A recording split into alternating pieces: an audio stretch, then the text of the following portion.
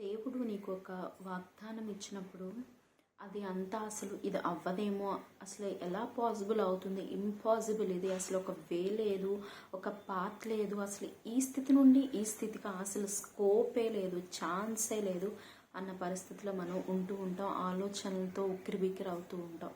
అయితే దేవుడు ఏమంటున్నాడు తెలుసా? సముద్రంలో మార్గం కలుగజేయగల దేవుడని నేను, వడిగల జలములలో నేను మార్గం ఏర్పరచగలను, ఎడారిలో సైతం నేను నీటిని ఉబక చేయగల దేవుడు. మరి ఇశ్రాయేల్ ప్రజలను దేవుడు నడిపించినప్పుడు పండ సందుల్లోంచి నీరిచ్చిన దేవుడు. మరి అలాంటి దేవుడు నీకు ఇచ్చిన ప్రామిస్ని దేవుడు నెరవేర్చలేడని నువ్వు అనుకుంటున్నావా?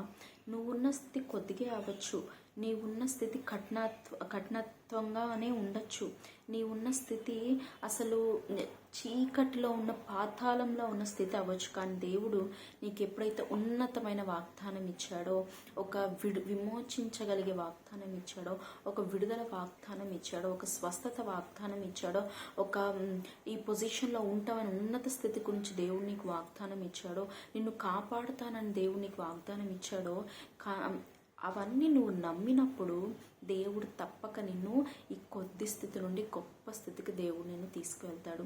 దేవుడు నేను నిన్ను స్వస్థపరుస్తాను, నీ రోగాలన్నింటినీ తీసివేస్తాను వాగ్దానం ఇచ్చాడేమో, కానీ నువ్వు రోగశయ్య మీద ఉన్నావేమో, కాళ్ళు చేతులు ఆడని పరిస్థితిలో, నడవలేని పరిస్థితిలో ఉన్నావేమో, కానీ డాక్టర్లు ఈ రిపోర్ట్స్ ఇలా వచ్చాయి, ఇంకా జరగదు, ఇది జరిగే పని కాదు అని అంటున్నారేమో, కానీ దేవుడు నీకు వాగ్దానం ఇస్తే ఆయన తప్పక నెరవేర్చువాడు.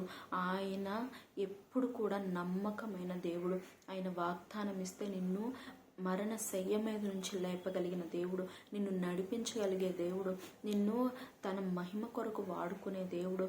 ఒకవేళ నువ్వు కఠిన స్థితిలో, పడిపోయిన స్థితిలో ఉంటే, కెరియర్లో నువ్వు లాస్ అయిపోయి ఒక సక్సెస్ చూడలేని పరిస్థితిలో నువ్వు ఉంటే, నువ్వు ఎప్పుడైతే దేవుని ప్రామిస్ నమ్ముతావు, ఉన్నత స్థితిలో దేవుడు నిన్ను నిలవబెట్టే దేవుడు, అంధకార స్థితిలో నీవు ఉంటే వెలుగులను నడిపించే దేవుడు, నీ సేవ పరిచర్లో నువ్వు ఎదగలేని స్థితిలో ఉన్నప్పుడు దేవుడు నిన్ను గొప్ప స్థితిలో అనేక మందికి అన్య జనులకు వెలుగుగా నిన్ను నియమించే దేవుడు. మరి ఆయన వాగ్దానాన్ని నమ్ము, ఆయన వాగ్దానాన్ని చేత పట్టుకో.